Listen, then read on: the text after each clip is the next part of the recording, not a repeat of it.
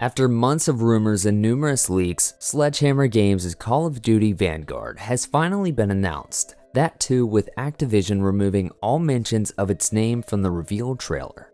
While it is futile to tell any fan of the franchise to outright avoid a new Call of Duty title, pointing out various issues that have plagued the series and how they could impact this new release is still necessary. And that's not even taking into account Vanguard's own brand of nonsense. Let's take a look at 6 of our biggest concerns at the moment. The story.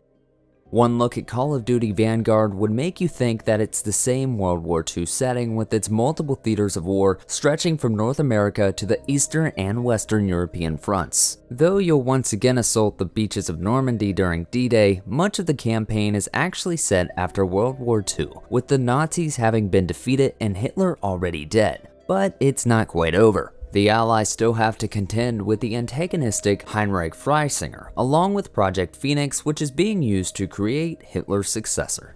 It almost sounds like the modern Wolfenstein titles in terms of setup, except without the robot hounds, sci-fi technology, hulking super soldiers, or really anything that makes Wolfenstein interesting. But the fact that Vanguard is using World War II as seemingly little more than a backdrop definitely leaves a big question mark on the story's overall quality. Time will tell, but it's concerning all the same, even if fans hoped for something different. The whole world is burning. Quality assurance. In terms of scale, Vanguard is a massive project. It has a campaign spanning across multiple theaters of war, 20 maps for multiplayer with 16 being core, and a brand new mode called Champion Hill, a new zombies mode made by Treyarch that connects to that in Black Ops Cold War, and of course a new Warzone map that will tie into this year's release. The sheer scale is worthy of note, but it also creates concerns with regards to quality assurance. Call of Duty Black Ops Cold War was also fairly big and had multiple developers working on it, but reported behind-the-scenes troubles resulted in an overall shorter development period. Whether that's also the case with Vanguard is unknown. It's possible that Sledgehammer was taken off of Black Ops Cold War in order to devote more time to this project. But there's still no shaking concerns about its quality. Furthermore, as last year's game proved, bigger doesn't always equal better. Call of Duty Black Ops Cold War was rife with bugs and performance issues, challenges not progressing in zombies, and crashes across all platforms, with many issues still remaining till date. With Vanguard's scale and current events being what they are, odds are high that it will ship with some problems, regardless of how much testing is done.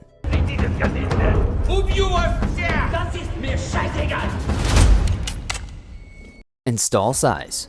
When talking about scale, another concern arises with regards to install size. A recent report indicated that Vanguard would need a whopping 275 gigabytes of free space. However, the Microsoft Store listing for the Xbox version indicated that only 75 gigabytes of installation space would be required. So what's going on? The latter is most likely the amount of space needed for the campaign, with additional modes bringing the total up to 275 gigabytes. Official confirmation on that front is still pending. However, let's look at Call of Duty Black Ops Cold War. At launch, it required almost 190 gigabytes of installation space on Xbox Series X and S, which included zombies, multiplayer, Dead Ops Arcade, an HD texture pack, ray tracing data, and the campaign.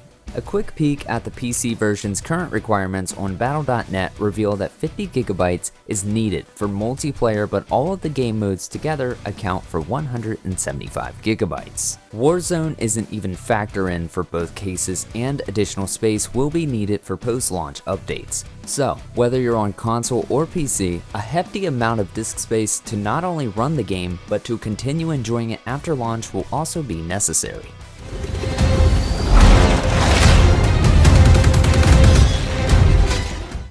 Multiplayer. Another key issue that came up last year was multiplayer, which was rife with issues. Visibility of players was a joke at launch due to the lack of player name tags, thus allowing them to stand in the shadows on darker maps and gank others relentlessly. Vehicles were overpowered to the point of ridiculousness, hindering modes like Fireteam Dirty Bomb. The removal of flinch caused sniper rifles to be extremely strong, leading to easy kills with minimal effort. And don't even get us started on score streaks. Many of these complaints, along with several others that cropped up, would be addressed, but even with Black Ops Cold War in its 5th season, multiplayer lingers dangerously close to being an afterthought. Of course, all of this is under Treyarch's purview. Sledgehammer Games is known for having issues with multiplayer at launch for Call of Duty World War II, but would successfully address them over time, resulting in a pretty fun experience. Perhaps things will be different this year.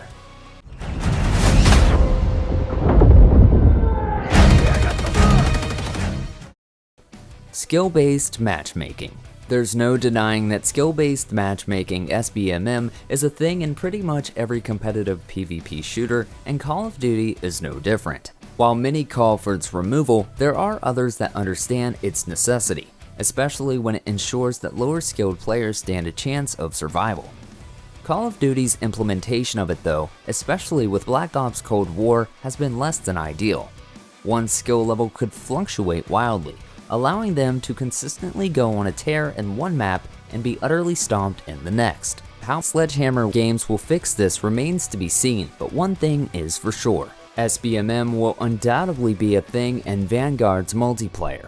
It's a toss-up in terms of how well it will be implemented though, so series fans should be advised.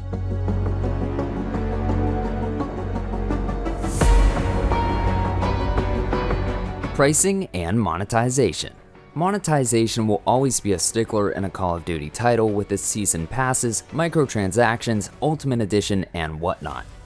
Some are disappointed, but others are happy given that many of the offerings are just cosmetic. The Rose skin from Warzone says hi, by the way. There's no denying that the pricing model continues to be extremely scummy though. Call of Duty Vanguard will cost $60 on Xbox One, PS4, and PC, while the Xbox Series X, S, and PS5 versions cost $70. Naturally, you'd assume that upgrading from Xbox One or PS4 to Xbox Series X, S, or PS5 would cost some money, because Activision providing it for free is just laughable.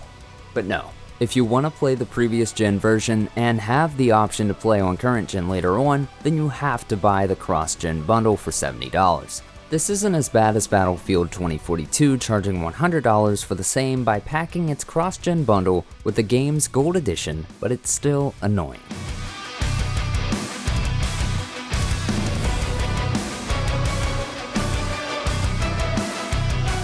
And that about does it for this video. If you enjoyed what you watched and want to see more from Gaming Bolt, you can always hit that subscribe button and turn on the bell icon next to it. That way you will never miss any of our videos.